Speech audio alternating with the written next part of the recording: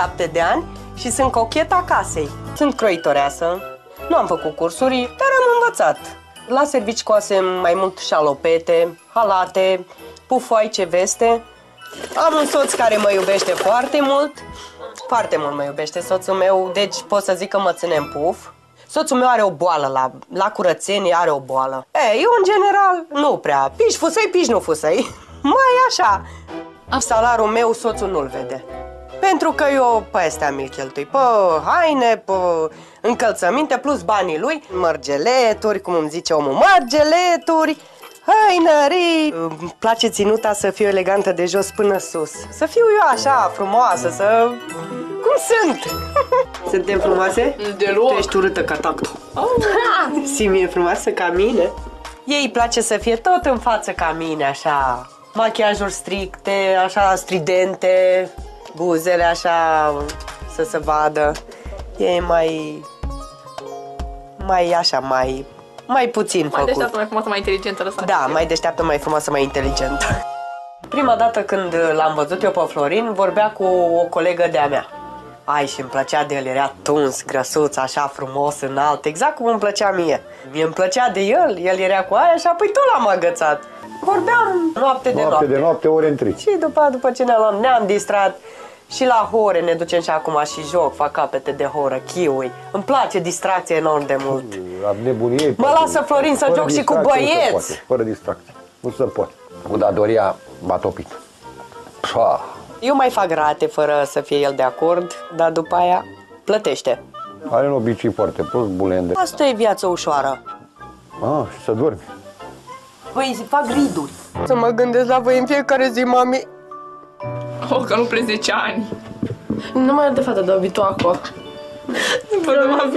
Nu am fost plecată de lângă fete. Și o să-mi fie foarte greu. La revedere, viața mirată, ziua bună. Să fiți cu minți. Da. Plânge? Da. Plânge băta. Uite, plânge și tati. Vitele, județul Teleorman. Ba da, e o zonă oribilă. Deci aia fac focul numai cu coceni, mai mult, bine, nu chiar toți. Am nimerit la bloc, un toc îl bag, un toc îl scot. Urcăm niște scări, hai să nu dau și jos, să mai râdă România de mine. Copii mici, băiețel, filalele mami, Doamne, am nimerit la băiețel. Foarte mult mă bucur, da. Doamne. Fructele nu sunt țin-pitulate. Da, văd. Și lactate și da. Ce în frigider ar trebui să nu gătesc deloc, că mie mi-ar ajunge. Toaleta. Nici la țară noi nu prea obișnuim așa. Toaletă în caz, da, o baie, da, dar toaletă în caz nu aș accepta. Pentru că aici mâncai, aici mă căcai. E grasă, mămica. Nu e ca mine cochetă. Nu. Eu de-astea nu am nici în pod. Mușama pe masă, nu. Eu sunt la țară, dar n-am mușama. Vai, nu. Platouri la butelie și la gunoi. Frățiorii mei. Nu. Vai, aici eu nu accept. Pută. Dar ca mine e ieșită în evidență. Eu dintotdeauna mi-am dorit o căsuță mică, modestă, dar să fie bogată. Noi suntem familia Bălan și pe parcursul căsniciei avem împreună 2 copii, Aura și Valentin Auraș, filele al mamiel.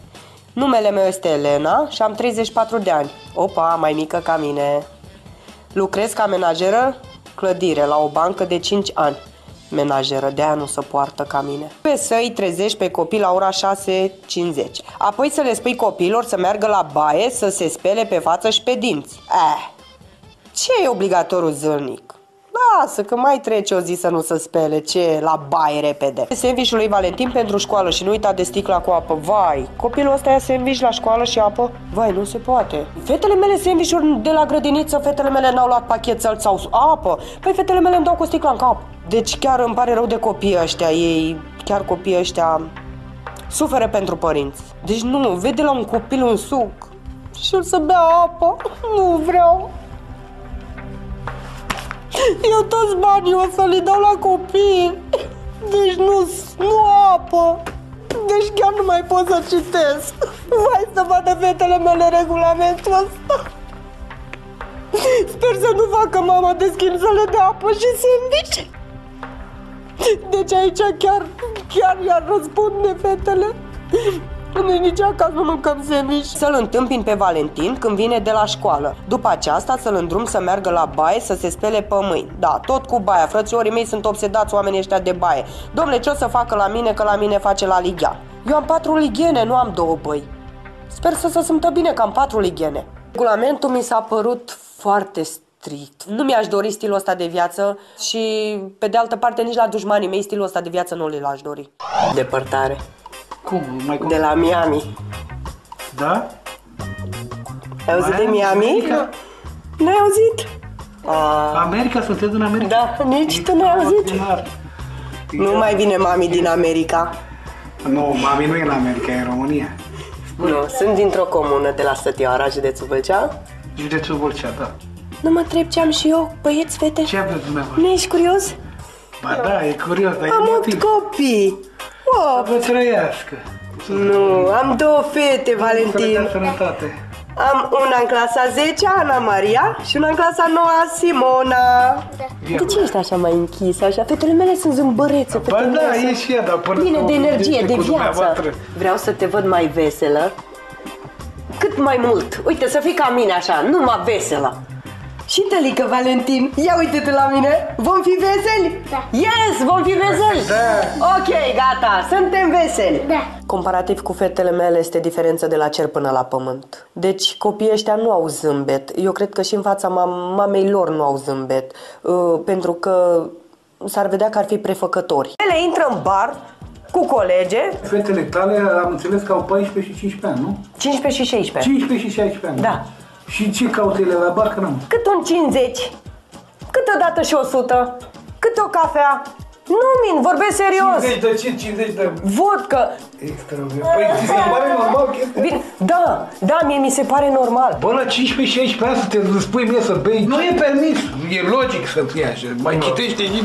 Păi și soțul tot ce zice de toată treaba asta? Soțul meu ne dă banii. Dacă la fetele vine ideea că să facă ceva anturaje cu băieții, cu oamenii. Bun, dacă ar fi să facă sex, nu că aici v-ați referit. Bun, n-aș fi contra să nu facă sex, că eu le-am explicat ce ar trebui să facă dacă s-ar întâmpla. Tu le dai apă la moară, le încurajezi să facă cu alte cuvinte, hai, la treabă.